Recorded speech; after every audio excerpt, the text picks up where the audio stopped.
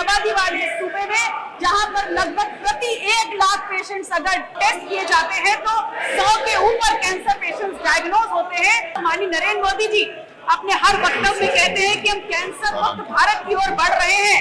और उसके लिए हमारा एक विजन है। तो क्या इस विजन में ये समाहित नहीं होता कि इस देश के सबसे बड़े सूबे उत्तर प्रदेश में रिसर्च कैंसर इंस्टीट्यूट सरकारी खर्चे पे और जहां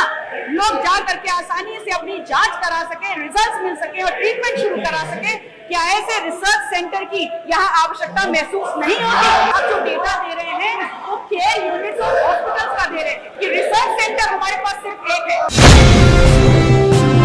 दुनिया के अन्य देशों की भांति भारत में भी कैंसर एक गंभीर जन समस्या चुनौती बना हुआ है। ये समझना बहुत जरूरी है कि कैंसर एक बीमारी है, उसके बाद पूछेगा, अभी प्रश्न चल रहा है, बैठिए। एक बीमारियों का समूह है जिसमें वेरिड कॉन्स्टेंट्स है और हर कैंसर के कारण, लक्षण, निवारण, उपचार अलग अलग पद्धति से होता है।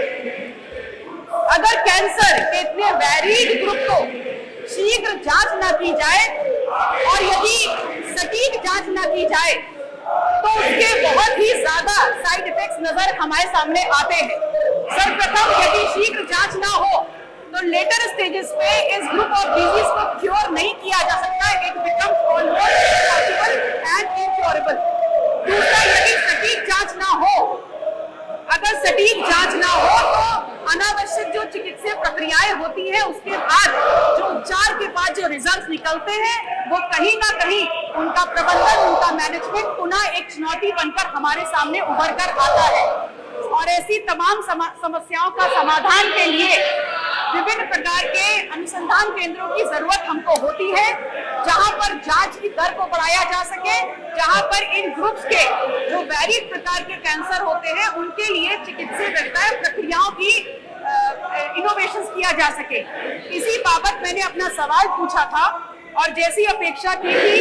उत्तर प्रदेश जैसे बड़े राज्य, उस सूबे में जहां 403 विधानसभाएं हैं, जहां की आबादी 25 करोड़ है,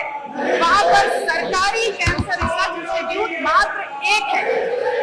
और जिसमें इस जवाब में ये भी मिलता है कि 2020 से 2025 तक 106 पेशेंट्स जो रजिस्टर और भर्ती किए गए थे, आज वो संख्या लगभग 25,000 पहुंच चुकी है। मैंने इस प्रश्न को पिछले सत्र में भी उठाया था और उस सत्र के दौरान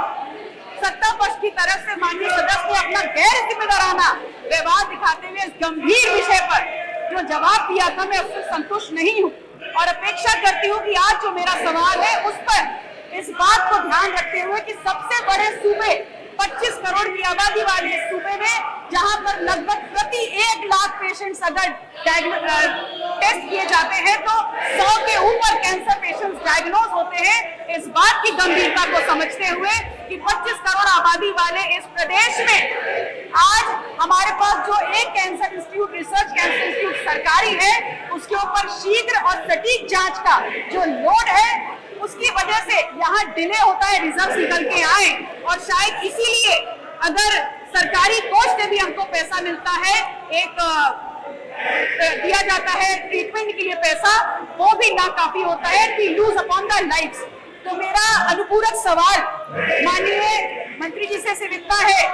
कि जहां हमारा विजन